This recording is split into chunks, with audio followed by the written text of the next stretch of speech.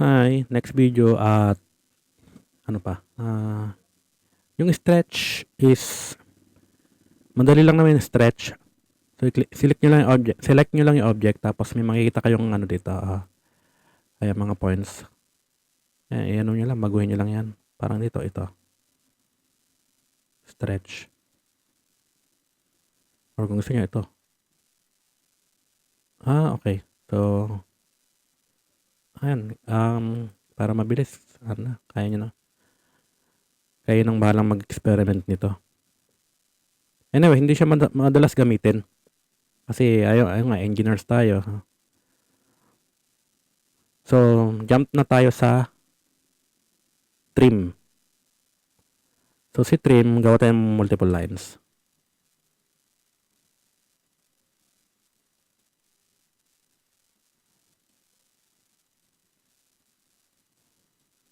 Nga pala, idagdag ko. So, nag-line ako, di ba, kanina? So, pag nag-line ka na, okay, sige, ulitin ko. Type L for line, space, or enter. Specify first point. Specify the next point. Click. Tapos, escape. Halimbawa, gusto mong isa pang line. Kung ano yung last command, pag pinindot mo yung space or enter, yun din yung command na gagawin niya. Space ko. So, ganun ulit. Line command ulit. Yan. So, space ka lang ng space. Yan.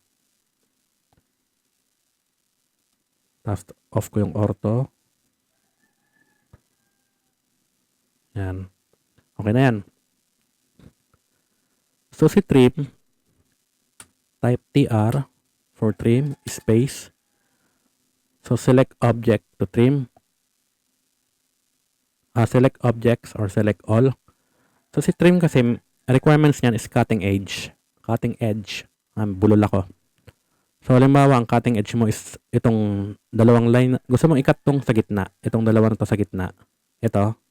Ang cutting edge mo is ito. Itong dalawang line na to. So, select mo lang. So, na-select mo na yung object.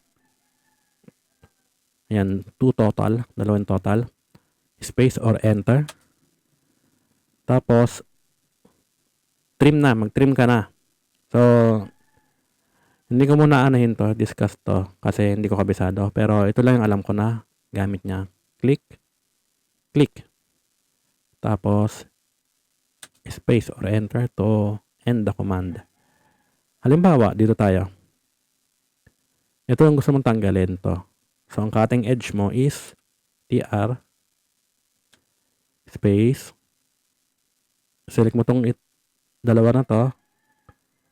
Tapos, space. Tapos, select mo yung ika-cut. Yan. So, ito yung nawala na. Ito yung cutting. Basta ito na yung ano. Kung yung sinelect mong object, yung cutting edge. Kung gusto mo naman, kung tinatamad ka, TR, space, select mo lahat. Ayan. So, cut ka na lang ng cut dyan. Space mo muna. Space or enter. Tapos yan. Yan. Cut. Cut. Tapos taburin mo. Yan. So, yun lang yung trim. Okay, dagdag ko yung extend, EX. Halimbawa, itong line na to, gusto mong i-extend hanggang dito.